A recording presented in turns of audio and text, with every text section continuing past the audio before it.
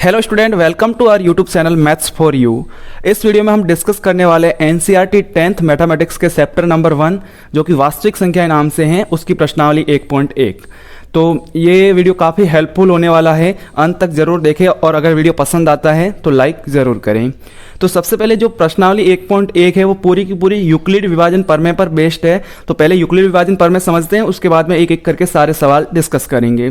तो प्रमेय क्या है कि दो धनात्मक पूर्णांक a और b दिए रहने पर आपके पास में दो संख्याएं दे रखी होगी, एक a और एक b।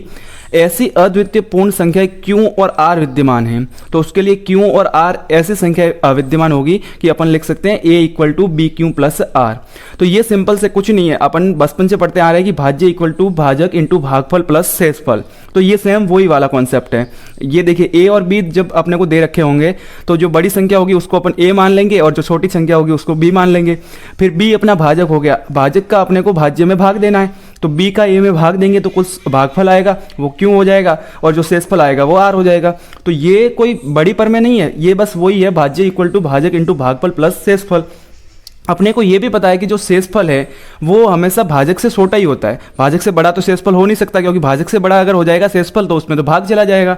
तो जो शेषफल है उसका मान 0, जैसे अगर b का मान 2 है तो 0 और 1 हो सकता है, अगर b का मान 3 है तो 0 1 2 हो सकता है, अगर b का मान 4 है तो 0 1 और 2 हो सकता है। तो ये सिंपल सी प्रमेय। जैसे आप 5 और 12 एक एग्जांपल लेते हैं, इस पर आपको अगर यूक्लिड विभाजन प्रमेय लगानी है तो 12 को अपन कैसे लिख सकते हैं, 12 में 5 का भाग 2 बार जा रहा है तो 5 इंटू 2 प्लस जो शेषफल बच रहा है वो 2 बच रहा है। उसके बाद में अपन क्या करते हैं, यूक्लिड विभाजन के सेकंड स्टेप में फिर 5 जो अपना भाजक है और उसके साथ में शेषफल को लेते, तो 5 अपना भाजक था और 2 शेषफल था। तो 5 को अपन 2 से कैसे बना सकते हैं, 2 का भाग 5 में 2 बार जाता है तो 2 इंटू 2 और शेषफल 1 बचता है।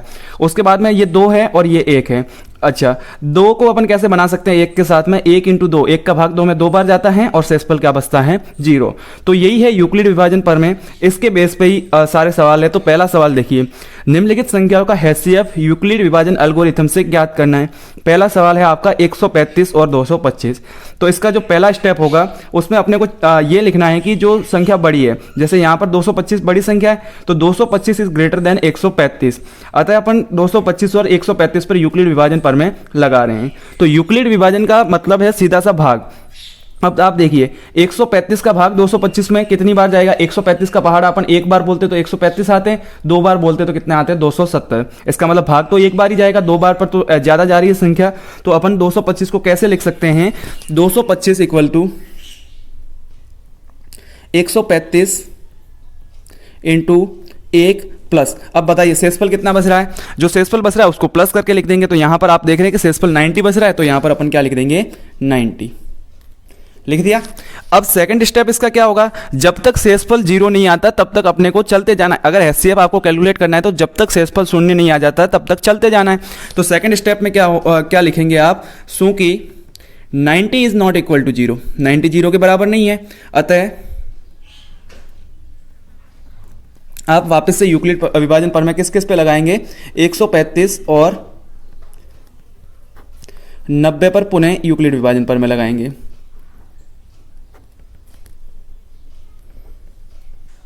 ठीक है,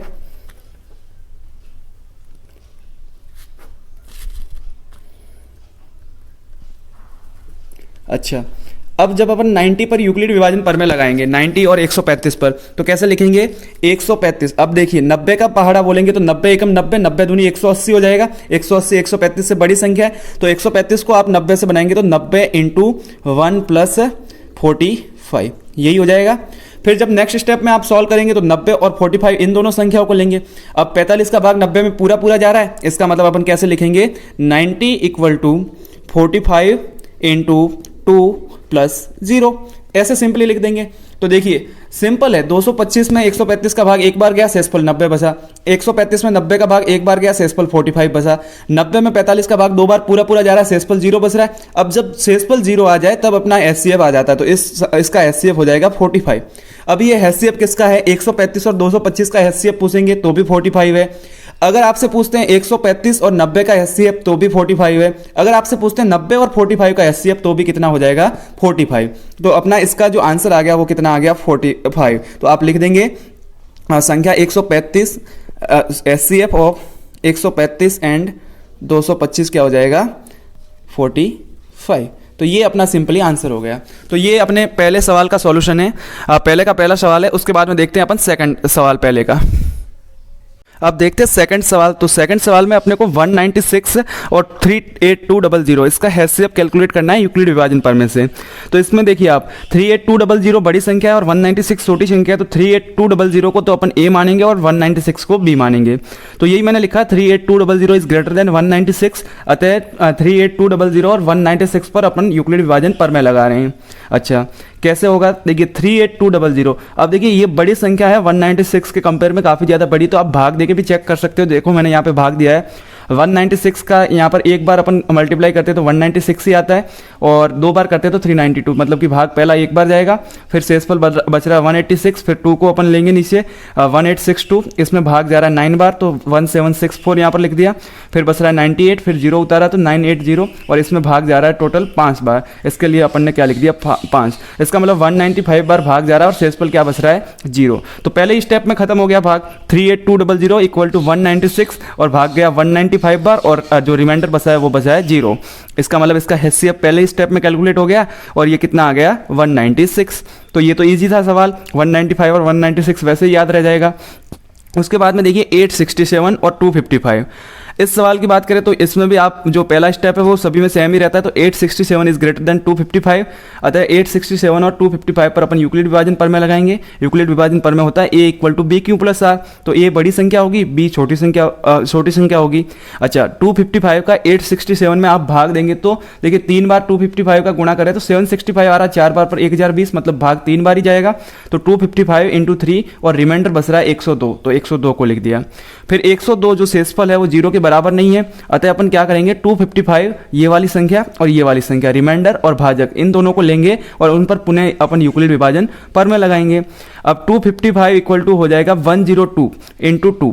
देखिए 102 का 2 बार गुणा करेंगे तो 204 आ जाएगा, 3 बार पे ज़्यादा जाएगी संख्या, इसका मतलब 2 बार ही भाग जाएगा, और रिमाइंडर बच रहा है 51।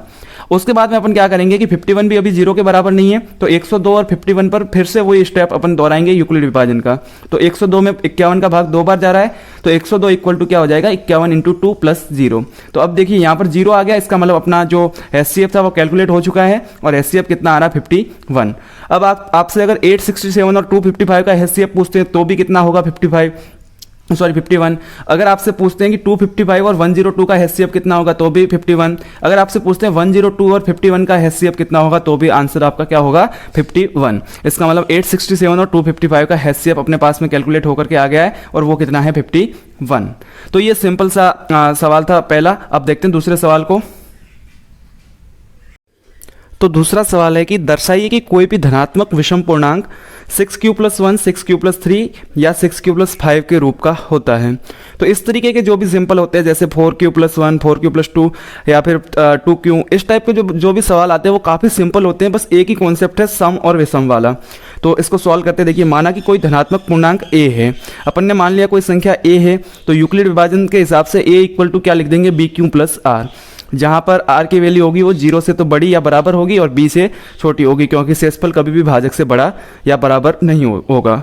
अच्छा, प्रश्नानुसार अपने को B की वैल्यू 6 लेनी पड़ेगी, क्योंकि यहाँ पर 6q और 6q आ रहा है, इसका मतलब B की वैल्यू क्या होगी 6। तो अपन ने 6 ले ली, तो A बराबर क्या हो गया 6q + R।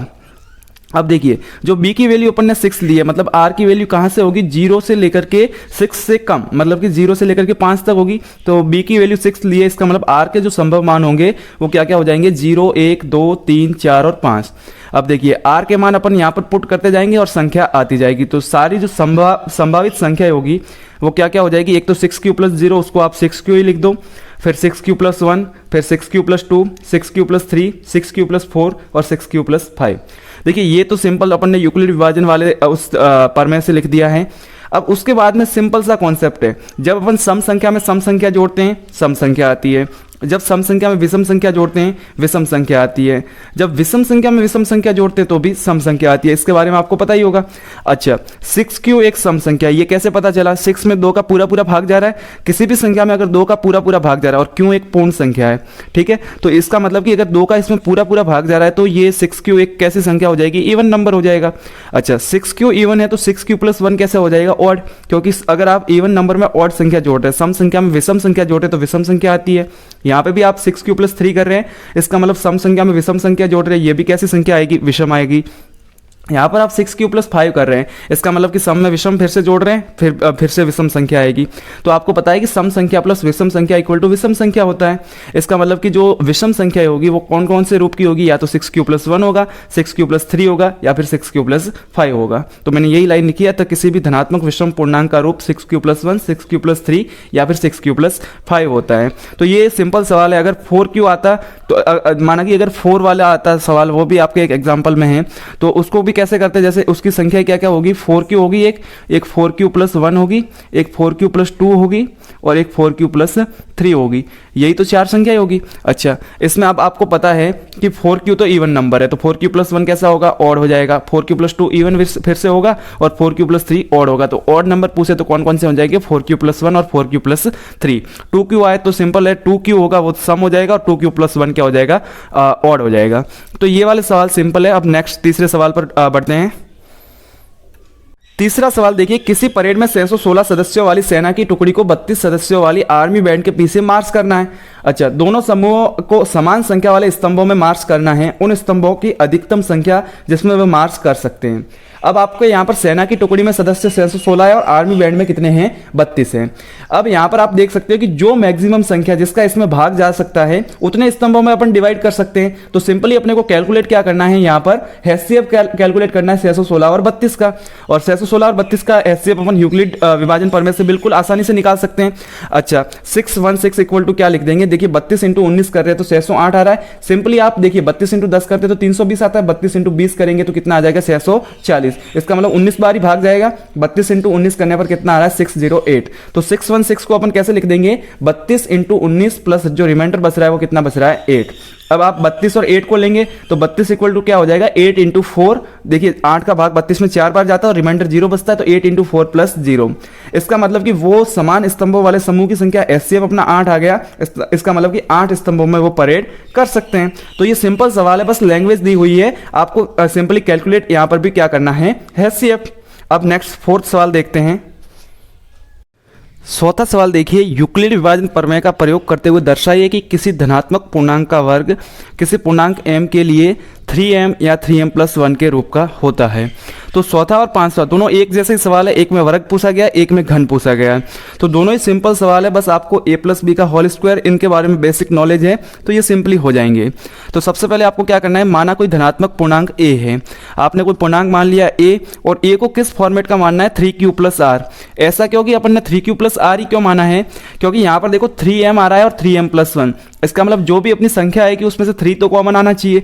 अच्छा, अगर मैं जैसे 1q + r मानता तो 1 वाली संख्या में से 3 कॉमन नहीं आ सकता, 2 वाली संख्या में से भी 3 कॉमन नहीं आ सकता, तो 3 को कॉमन लेना है तो 3q + r तो मानना ही पड़ेगा। इसलिए मैंने क्या मान लिया? a = 3q + r।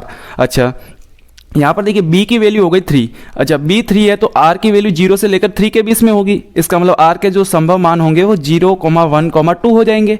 अच्छा, अब आप जब r की वैल्यू यहाँ पर पुट करते हो तो संख्या क्या क्या आ सकती है? संभव जो संख्या होगी, एक तो 3q होगी, एक 3q + 1 होगी और एक 3q + 2 होगी। अब एक एक करके अपन इस संख्या का स्क्वायर करते हैं और चेक करते हैं कि क्या ये 3m के फॉर्मेट की है या नहीं है। तो 3q का वर्ग करने पर, अच्छा 3q का वर्ग करेंगे, 3 का स्क्वायर 9 और q का स्क्वायर q² लिख दिया। 9 को अपन 3 × 3 लिख सकते हैं। अच्छा, एक चीज और, अगर कोई पूर्णांक संख्या है उसका आप वर्ग करते हैं तो भी पूर्णांक संख्या आती है। जैसे 2 का स्क्वायर करते हैं तो 4 आता है, 2 भी पूर्णांक है और 4 भी पूर्णांक है। अच्छा, किसी पूर्णांक संख्या का पूर्णांक संख्या के साथ गुणा करते हैं तो भी कैसी संख्या आती है? पूर्णांक। इसका मतलब कि जैसे 3 और आप 7 का गुणा कर रहे हैं, दोनों पूर्णांक संख्या है, गुणा करने पर 21 आता है, वो भी कैसी संख्या है? पूर्णांक। तो सेम कॉन्सेप्ट यहाँ पर लगेगा, क्योंकि क्यों तो अपने भागफल आ रहा है, भागफल एक पूर्णांक होगा। अच्छा, पूर्णांक का स्क्वायर करेंगे तो भी क्या आएगा? पूर्णांक। इसका मतलब q² क्या हो गया? पूर्णांक। पूर्णांक का 3 के साथ में गुणा हो रहा है वो भी क्या होगा, पूर्णांक। इसका मतलब ये जो 3q² है ये पूरा एक पूर्णांक ही होने वाला है। अच्छा, अपने सवाल में पूर्णांक को लिखा गया है m से, इसलिए अपन ने इस पूरे 3q² को क्या लिख दिया, m। हालांकि इस 3 से गुणा करने के बाद ये पूरा भी पूर्णांक होगा, लेकिन 3 अपने को कॉमन चाहिए, अपने को फॉर्मेट वही वाला चाहिए, इसलिए 3 को तो बाहर रखा और ये जो 3q² है इसको अपन ने m लिख दिया। इसका मतलब कि जो पहली संख्या थी 3q उसको अपन 3m के फॉर्मेट में लिख सकते हैं। अच्छा, अब अपन 3q+1 का वर्क करते हैं, तो ये a+b के होल स्क्वायर से खुलेगा और a+b का होल स्क्वायर आपको पता ही है, a² + b² + 2ab। अच्छा, a+b का होल स्क्वायर लगाया a², तो 9q² हो जाएगा क्योंकि 3q है, 3 का स्क्वायर 9, q का स्क्वायर q² प्लस 2ab, तो 2a की वैल्यू 3q और b की वैल्यू 1, तो 2ab हो गया और प्लस b का स्क्वायर मतलब कि 1 का स्क्वायर हो गया। अच्छा, 9 को अपन 3 × 3 लिख सकते हैं, तो मैंने लिख दिया 3 × 3q²। इस 2 × 3 को मैंने 3 × 2 लिख दिया, उससे कोई फर्क नहीं पड़ रहा है, और +1। देखो ये दोनों संख्या इसमें से 3 कॉमन आ रहा है, इसलिए मैंने 3 को कॉमन निकाल दिया। अब देखिए यहाँ पर 3q² है, ये भी एक पूर्णांक होगा, 2q है, देखो q पूर्णांक है और 2 भी एक पूर्णांक है, दोनों का गुणा करेंगे तो भी पूर्णांक आएगा, मतलब ये भी पूर्णांक है और ये भी पूर्णांक है। अच्छा, दो पूर्णांकों को जोड़ते तो भी क्या आता है, पूर्णांक। आप जैसे 1 + 2 करेंगे तो भी 3 आएगा, 1 और 2 दोनों पूर्णांक है तो 3 भी एक पूर्णांक है। इसका मतलब जो 3q² + 2q ये पूरा आ रहा है वो भी एक क्या होगा, पूर्णांक। और पूर्णांक को अपने को किससे लिखना है, m से, इसलिए अपन ने इस पूरे पूर्णांक को क्या लिख दिया, m। इसका मतलब इसका फॉर्मेट क्या बन गया, 3m + 1, और m की वैल्यू हो गई 3q² + 2q। अब बात करते हैं 3q + 2 की, तो 3q + 2 का आप वर्क करेंगे, फिर से a+b के होल स्क्वायर से खोलेंगे, तो यहाँ पर a² मतलब कि 9q² हो जाएगा, 3q का स्क्वायर होगा तो b² मतलब कि 4 हो जाएगा, और 2ab मतलब कि 2 × a की वैल्यू 3q है और b की वैल्यू 2 है। अब इसको 9q² को तो ऐसे ही लिखा, इसको लिख दिया मैंने 3 × 2 × 2 4 हो गया, तो 3 × 4q लिख दिया, और ये 4 है इसको मैंने 3 + 1 लिखा। ये इंपॉर्टेंट है क्योंकि आपको पता है कि जो 4 है उसमें 3 का भाग जाएगा और रिमाइंडर 1 बचेगा, इसलिए मैंने 3 को पहले ही यहाँ से 3 + 1 लिख दिया, तो 3 इस पूरे में से कॉमन आ जाएगा, क्योंकि अपने को 3m + 1 या 3m के फॉर्मेट में लाना है, इसीलिए मैंने यहाँ पर इसको 3 + 1 लिखा है। तो ये इंपॉर्टेंट है, 4 को अपन क्या फॉर्मेट में लिखेंगे, 3 + 1। ऐसा कब करते हैं, जब अपन जिसको कॉमन ले रहे हैं उससे बड़ी संख्या यहाँ पर आ जाए। अगर कॉमन ले रहे, जैसे मैंने 3 कॉमन लिया, उससे छोटी संख्या 2 आती या 1 आता तो उसको कुछ करने की जरूरत नहीं है, लेकिन ये कॉमन जो संख्या 3 ले रहा हूं मैं और उससे बड़ी संख्या आ रही है, तो उसको 3 + 1 के फॉर्मेट में आपको लिखना है। अच्छा, अब देखिए यहाँ से भी 3 कॉमन आ रहा है, यहाँ से भी 3 कॉमन आ रहा है, यहाँ से भी 3, तो मैंने 3 को कॉमन लिया, तो ये 3q² ये भी एक पूर्णांक है, 4q ये भी पूर्णांक है और 1 भी एक पूर्णांक है। तीनों पूर्णांक जुड़ेंगे तो भी एक पूर्णांक आएगा, तो इस वाले पूर्णांक को मैंने फिर से क्या लिख दिया, m। इसका मतलब ये क्या हो गया, 3m + 1। तो अपने पास में जो संख्या थी 3q का स्क्वायर करने पर भी 3m आया, 3q + 1 का स्क्वायर किया तो 3m + 1 आया, 3q + 2 का स्क्वायर किया तो क्या आ गया, 3m + 1। इसका मतलब किसी भी धनात्मक पूर्णांक का आप वर्क करेंगे तो वो या तो 3m या फिर 3m + 1 के रूप का आएगा। तो ये अपना 4th सवाल था। अब बढ़ते हैं 5th सवाल, वो भी बिल्कुल 4th सवाल के कॉन्सेप्ट पर ही होने वाला है। तो चलते हैं 5वें सवाल पर। अब देखते हैं 5वां सवाल। तो 5वां सवाल है, यूक्लिड विभाजन प्रमेय का प्रयोग कर दर्शाइए कि किसी धनात्मक पूर्णांक का घन 9m 9m + 1 या 9m + 8 के रूप का होता है। तो पहले जो अपन ने 4th सवाल किया उसमें वर्ग पूछा था और 3m और 3m + 1 के रूप में बताना था। इस बार घन पूछा है और 9m 9m + 1 और 9m + 8 के रूप में बताना है। अच्छा, पहले अपन 3 कॉमन ले रहे थे, तो इस बार अपने को कॉमन क्या निकालना पड़ेगा, 9। लेकिन आपको संख्या इस बार भी क्या माननी है, 3q + r, क्योंकि आप जब 3 का क्यूब करते हैं तो वो लगभग 3 का क्यूब आता है 27, तो 27 में से आप 9 तो आराम से कॉमन निकाल सकते हैं। इसका मतलब 3 के क्यूब से आप 9 तो आराम से कॉमन निकाल पाएंगे, इसलिए आपको 3 ही लेना है।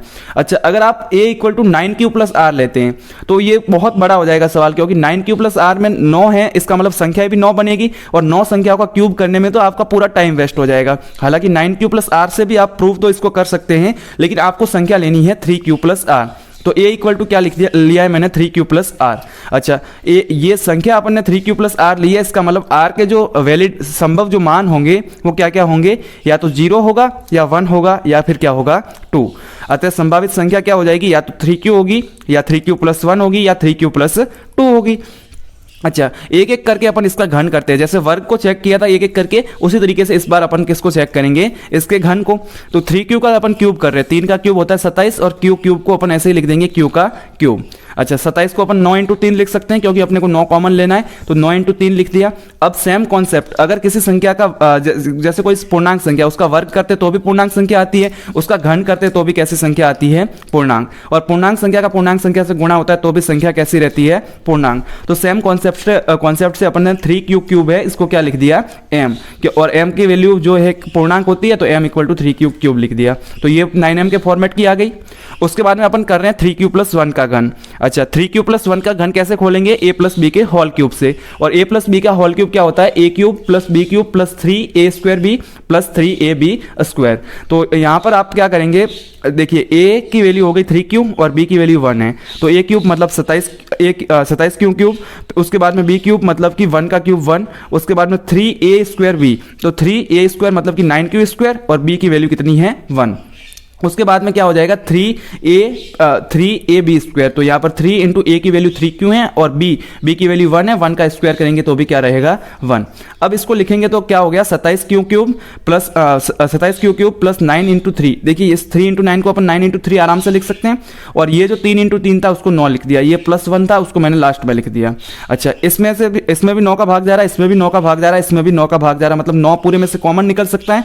तो जब आप 9 को कॉमन निकालेंगे तो यहाँ पर तो बच जाएगा 3q क्यूब, फिर बच जाएगा 3q स्क्वायर और प्लस 1। सेम कॉन्सेप्ट, ये भी एक पूर्णांक है, ये भी एक पूर्णांक है और ये भी पूर्णांक है, तीनों पूर्णांक जोड़ेंगे तो भी संख्या कैसी आएगी, पूर्णांक। तो इस वाली पूरी संख्या को आप m लिख सकते हैं, इसलिए इसको आप क्या लिख देंगे, 9m प्लस 1। तो आप जब 3q प्लस 1 का घन कर रहे हैं तो 9m प्लस 1 आ रहा है, 3q का घन कर रहे हैं तो क्या आ रहा है, 9m। अब अपन 3q प्लस 2 का घन करते हैं, तो 3q प्लस 2 का घन करेंगे तो इसको भी सेम a प्लस बी के होल क्यूब से ही आपको खोलना है। अच्छा a प्लस बी का होल क्यूब होता है a क्यूब, मतलब 27 क्यूब, a का 3q का क्यूब किया, तो फिर b क्यूब मतलब 2 का क्यूब, और 2 का क्यूब कितना होता है, 8। उसके बाद में 3a स्क्वायर, a मतलब 3q का स्क्वायर कितना हो गया, 9q स्क्वायर। अच्छा और इंटू b, तो b का वैल्यू कितनी है, 2, फिर plus 3 into a into B square, तो a की वैल्यू 3q और b स्क्वायर 2 का स्क्वायर कितना हो गया, 4। अच्छा देखिए 27 क्यूब आ गया इधर फिर 9 इंटू 3 और 2 का मल्टीप्लाई होकर के 6 यहाँ पर आ गया। ये जो प्लस का 8 है उसको मैंने लास्ट में लिख दिया, और इधर देखिए 3 इंटू 3 9 हो रहा है और यहाँ पर 4q हो रहा है, तो 9 इंटू क्या हो जाएगा, 4q। तो यहाँ से देखिए 27 क्यूब लिख दिया मैंने, 9 इंटू 6q स्क्वायर लिख दिया, 9 इंटू 4q और प्लस 8। अब देखिए इस पूरे में से 9 कॉमन आ रहा है, तो ये मैंने 9 कॉमन निकाल दिया, फिर 3q cube plus 6q square, और यहाँ पर क्या बच रहा है, 4q। तो 9 into 3q cube plus 6q square plus 4q, ये पूरा वापस से एक पूर्णांक हो जाएगा, तो इसको अपन लिख देंगे 9m प्लस 8। अच्छा तो अपने क्या क्या फॉर्मेट आ गया, 9m प्लस 1 और 9m प्लस 8, यही अपने को प्रूव करना था। तो अतः किसी धनात्मक पूर्णांक का आप घन कर रहे हैं तो वो या तो 9m आएगा, 9m प्लस 1 आएगा, या 9m प्लस 8 आएगा। तो ये दोनों सवाल एक जैसे ही है, एक में वर्ग करना है, एक में घन करना है, a प्लस बी का होल स्क्वायर और a प्लस बी का होल क्यूब आ रहा है, तो ईजिली हो जाएंगे। तो ये अपने 1.1 कंप्लीट करी है। अगर वीडियो आपको इन्फॉर्मेटिव लगा हो तो लाइक ज़रूर कीजिएगा और चैनल को सब्सक्राइब कीजिएगा इसी तरीके के वीडियोज़ के लिए। धन्यवाद वीडियो को देखने के लिए।